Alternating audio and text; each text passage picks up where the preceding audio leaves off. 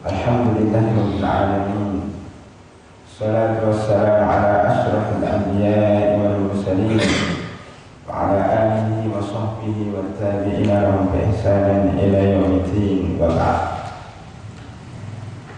Jamaah salat subuh rahimakumullah. Alhamdulillah, kita ucapkan syukur kepada Allah Subhanahu wa taala pada pagi hari ini masih diberikan kenikmatan yang sangat besar di tengah hujan rintik-rintik dan angin yang kencang. Kita masih bisa hadir di masjid ini untuk melaksanakan sholat subuh berjamaah. Sebagaimana biasanya, kita teruskan kajian kita tentang manhaj Ahlus Sunnah wal Jamaah. Kita sampai kepada al-iman bil yaumil akhir, iman kepada hari akhir, dan telah kita sebutkan tanda-tanda hari kiamat yang jauh yang disebut dengan surga, kemudian yang lebih dekat disebut dengan wusta. Kita sampai kepada tanda yang ke-9 yang sudah terjadi, yaitu tersebarnya buku tulisan dan pena. Rasulullah SAW bersabda, "Inna baina yaday sa'ati tasliman khassah wa fusulat tijarah wa qad al-arha wa syahadat az-zur wa kitman syahadat al-haq wa zuhural qalami." Hadis riwayat Imam Ahmad. Sesungguhnya menjelang terjadi hari kiamat akan terjadi pemberian salam, pengucapan salam hanya kepada orang yang dikenal saja. Seperti kita sekarang juga, kalau mengatakan assalamualaikum hanya kepada yang kita kenal. Yang nggak kita kenal kita nggak beri salam. Ini kita naik bisway, masuk assalamualaikum, kan nggak pernah ya. Kita nggak ada yang kita kenal. Ini gitu. Atau orang di pasar, termasuk pasar, assalamualaikum ya ahlus suq, wahai penduduk pasar. Atau kita masuk mall, assalamualaikum, jarang kan? Kita hanya salam kepada orang-orang yang kita kenal. Nah, ini tanda kiamat ya. Kita itu mempercepat hari kiamat.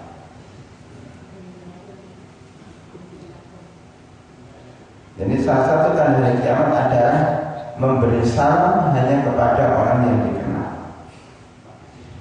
Wa fusul tijarah, meluasnya perdagangan. Ada impor, ada ekspor. Berapa banyak ya teman saya yang saya kenal saja itu yang perdagangannya itu sampai penjuru dunia. Dia mengekspor ya, kerajinannya, mengekspor dagangannya ke luar negeri. Itu yang baru saya kenal. Belum yang dikenal, sangat banyak sekali.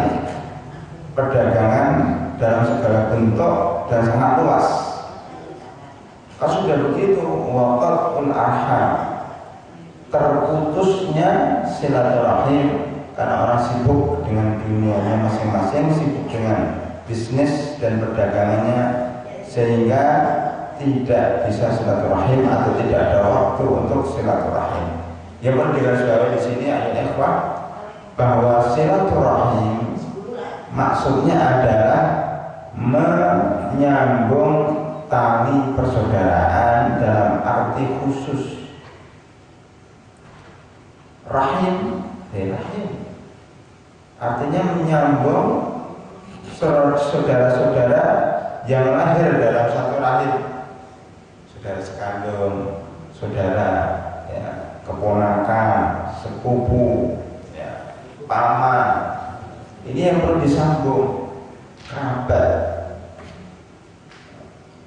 Nah ini sekarang banyak di antara kita yang antar sepupunya aja tidak pernah kenal, tidak pernah kunjung, keponakannya, ya, pamannya dan seterusnya, itu sudah mulai renggang. Itu yang paling penting untuk disambung. Menyambung itu adalah jika terputus kita sambung, atau sebelum terputus kita sambung. Tetapi yang lebih banyak pahalanya, yang pahalanya sangat banyak adalah jika kita menyambung saudara yang memutuskan kita. Ya, pada keponakan kita memutuskan hubungan dengan kita, sengaja kita datang, itu pahalanya sangat besar. Menyambung tali persaudaraan itu seperti itu hakikatnya. Adapun menyambung tali ukhuwah, ya, antara sesama muslim, kita berkunjung ke sesama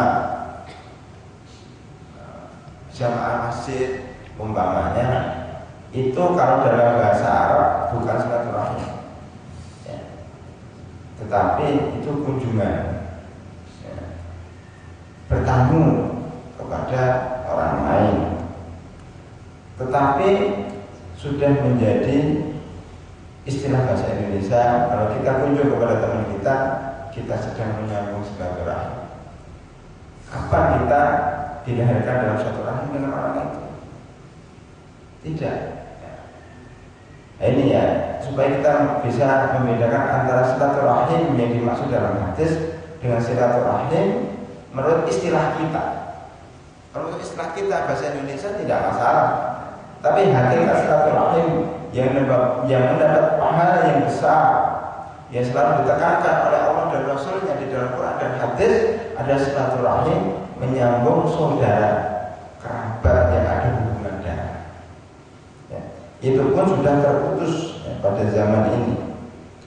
Yang berikutnya wa syahadataz zur, banyak sumpah palsu.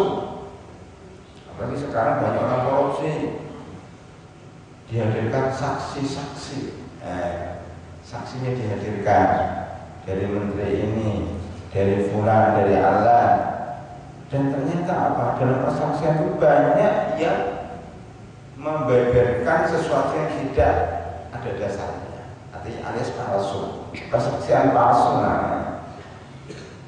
Wakil mana syahadat al-haq, yang semisal dengan syahadat, yang semisal dengan menyaksikan dengan persaksian palsu adalah menyembunyikan sesuatu yang benar, persaksian yang benar. Seandainya dia tidak memberikan persaksian palsu, paling tidak dia menyembunyikan, tidak mengungkap apa yang dia tahu.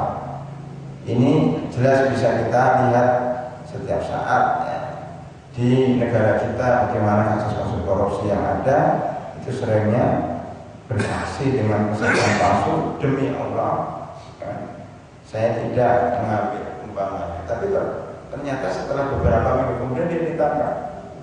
Ini yang sering terjadi. Demi Allah saya tidak terlibat, ternyata terlibat. Nah, ini menunjukkan bahwa banyak orang yang menggunakan nama Allah untuk persaksian palsu.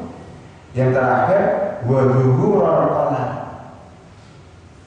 menyebarnya pulpen, maksudnya menyebarnya buku-buku. Ini saya lihat sendiri ketika saya pulang dari Mesir 2008, ini sudah 2012 ya, hampir 3 tahun, hampir 4 tahun, 3 tahun lebih dikit. Dulu ketika saya meninggalkan Indonesia, buku-buku masih jarang sekali, penerbit-penerbit masih jarang sekali. Ketika saya pulang 2008 itu subhanallah, buku-buku terjemahan itu luar biasa. Penerbit-penerbit itu sudah bermunculan bagaikan jamur di musim hujan. Khususnya setelah krisis, ya, ekonomi pada tahun 98 itu banyak menggambarkan sebenarnya krisis itu. Orang-orang pada belum tiga, akan muncullah pengusaha-pengusaha muda, terutama penerbit-penerbit. Banyak orang yang kaya mendadak ya, dari penerbitan. Dan sekarang terus berkembang, hampir ya, ada ribuan penerbit ya. Itu ada di satu daerah saja, Jakarta, Bandung, Surakarta, Surabaya. Itu sudah banyak sekali. Dan buku-buku bukan saja terjemahan, sekarang sudah tulisan orang-orang Indonesia pun sudah mulai banyak. Kalau kita pergi ke toko buku Gunung Agung atau Wali Songo umpamanya, itu rentetan buku-buku yang ditulis oleh orang Indonesia. Bukan sekedar buku Islam atau buku agama, tetapi juga buku-buku novel. Nah, novel itu sudah mulai digandrungi. Bahkan orang menulis percakapannya sehari-hari saja dengan temannya ditulis, jadikan buku, itu pun laris dibeli orang. Jadi buku-buku yang bermutu sampai tidak bermutu itu ada semuanya, dan semuanya laku. Kadang-kadang saya menemukan buku yang sekedar menulis beberapa kalimat, umpamanya satu halaman itu hanya ditulis hiduplah yang semangat. Satu lembar berikutnya hiduplah penuh optimis. Berikutnya juga begitu. Jadi satu buku itu isinya cuma nasihat-nasihat semacam itu. Jadi dibaca hanya 1 menit selesai. Tapi itu pun nice. Ya. Inilah yang dimaksud atau paling tidak ya, keterangan daripada sabda Rasulullah SAW duhurul qalam, ya, menyebarnya pena, menyebarnya buku-buku, menyebarnya tulisan. Di mana-mana kita ada buku baik yang buruk maupun yang jelek. Buku-buku novel, buku-buku tentang bisnis, buku-buku tentang pengembangan diri, tentang keagamaan. Siapa saja sekarang menulis, bukan orang yang tidak punya ilmu pun menulis. Ya. Ini termasuk tanda hari kiamat. Hadirin rahimakumullah, tanda selanjutnya, itu tanda yang ke-10 adalah mati mendadak. Mati mendadak. Dari Anas bin Malik radhiyallahu anhu bahwasanya Rasulullah SAW bersabda, inna min amaratis sa'ati mautal fujaah. Ya. Sesungguhnya di antara tanda hari kiamat adalah kematian yang mendadak. Hadis riwayat Tabrani, dan hadis ini hadis sahih, disebutkan di dalam Sahih Al-Jami'. Ya. Mati mendadak itu mati yang tidak dikira-kira. Mungkin ada sebagian dari kita bertanya, kan semua mati mendadak? Ya, semua mati mendadak karena kita tidak tahu. Tetapi ada yang mendadak dalam arti tidak disangka-sangka. Tetapi ada yang mati sudah diprediksi. Ya. Mati yang bisa diprediksi artinya dia sakit keras, ya. Sudah diopnam di rumah sakit, para dokter sudah angkat tangan, dan benar juga dia mati akhirnya. Artinya itu sudah diprediksi bahwa orang ini memang akan mati, cuma kita tidak tahu matinya kapan. Cuma kemungkinan besar dia tidak akan hidup, seperti orang yang gagal ginjal. Orang yang gagal ginjal itu bisa diprediksi tidak lama lagi dia hidup. Seandainya bertahan, ya rata-rata yang 4 tahun, 5 tahun, mungkin sampai 10 tahun itu jarang sekali. Kalau sudah cuci darah terus menerus itu umurnya tidak lama. Itu mati yang artinya bisa diprediksi walaupun kita tidak tahu kapan datangnya ajal itu. Itu tidak akan mendadak. Keluarganya pun sudah mengikhlaskan, kita sudah ikhlas, ini sudah divonis oleh dokter umpamanya mau akan meninggal dunia dalam waktu dekat. Ya. sudah ikhlas semua, keluarganya sudah merelakan semuanya. Tetapi yang dimaksud hadis ini adalah mati mendadak, itu mati yang tidak disangka-sangka, mati yang dia dalam keadaan sehat walafiat, ya.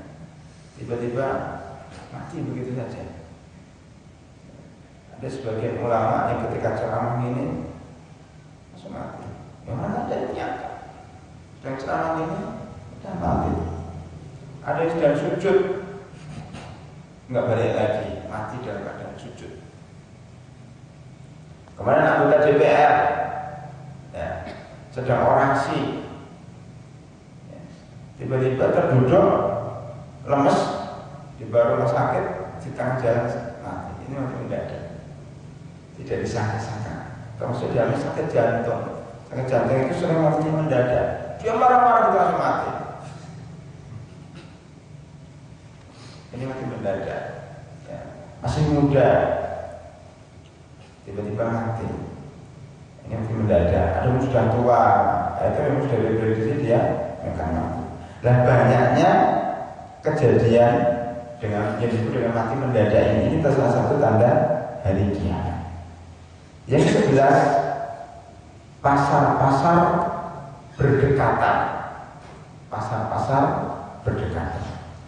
Dari Abu Hurairah radhiyallahu anhu bahwasanya Rasulullah SAW bersabda, la taqumus sa'atu, tidaklah akan terjadi hari kiamat hatta tadharul fitan, sampai munculnya berbagai fitnah, wa yakthurul kadzib, dan banyaknya kebohongan. Jangan ada kebohongan di antara kita, ya, jangan ada kebohongan di antara kita. Itu sudah menjadi masyhur di kalangan kita bahwa banyak kebohongan di antara kita. Wa taqarubuz zaman wa taqarubal aswaq, berdekatannya pasar-pasar. Hadis ini diriwayatkan oleh Imam Ahmad. Jadi rahimahullah, kita lihat sendiri mal sangat banyak sekali. Di sini aja sudah berapa mal, ya. Di Bekasi itu, di daerah tol Jakarta, tol Bekasi Barat itu, lihat, kita keluar tol Bekasi Barat, itu mal ada berapa? Panjang jalan itu ada mall, ya, ada Carrefour, ada Hypermart, ada MM, ada Giant, ada, udah nggak karuan itu. Kita bingung mau masuk mana.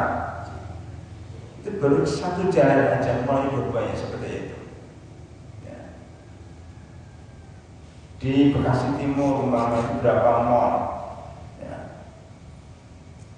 Belum di pusat-pusat, di Jakarta Pusat, ya. Itu Anda kalau ke bandara itu sampainya itu ada mall besar sekali. Ya. Jadi mall-mall ini sudah merajai, ya, dunia, termasuk Indonesia. Pasar-pasar mulai tergusur. Sampai di sini, sampai pasar-pasar pun yang tidak disebut mall banyak sekali. Bahkan pasar itu bermunculan malam hari. Saya tadi malam baru pulang dari pasar Minggu, ya, di Kalibata ini, jam pulang dari situ sekitar jam 10, ya. Ada kajian di situ. Pulang itu melewati pasar Minggu, yang melewati tidak melewati terowongan, tapi melewati samping itu.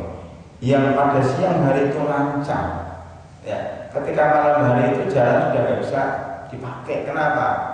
Muncul pasar-pasar malam, tukang set semuanya di situ. CD banyak sekali di situ. Ya. Itu pasar Minggu, belum yang sananya buah-buahan. Sampai pasar itu menghalangi jalan, itu baru di pasar Minggu, belum di Keramat Jati. Semakin malam, semakin nggak bisa jalan. Kenapa? Pasarnya semakin maju. Ketika siang hari kita parkir di pasar Keramat Jati, itu masih bisa, ya, kita itu masuk keluar. Tapi kalau sudah sore hari, sudah mulai maghrib, itu sudah ditutupi oleh pasar-pasar baru. Sehingga kita yang tadinya bisa masuk nggak bisa keluar lagi. Tapi sudah berubah jadi pasar. Yang tadi pasarnya di toko semakin malam semakin keluar, semakin tambah jam semakin keluar. Ya. Jam 4 sore itu masih dalam toko, jam 5 sore sudah tambah 1 meter. Jam 6 sore sudah tambah 2 meter. Jam 7 sore 3 meter. Jam 10 sudah di tengah jalan. Itu pasar ikan sudah semakin kejar ya. Itu di Keramat Jati, Pak. Jadi pasarnya ada di mana-mana. Bukan hanya mal-mal, tapi pasar-pasar tradisional pun merajalela di mana-mana. Ya, sehingga menghalangi jalan ini menunjukkan tanda hari kiamat, dekatnya pasar. Ya. Ada yang menafsirkan bahwa maksudnya dekatnya pasar ini adalah dekatnya jarak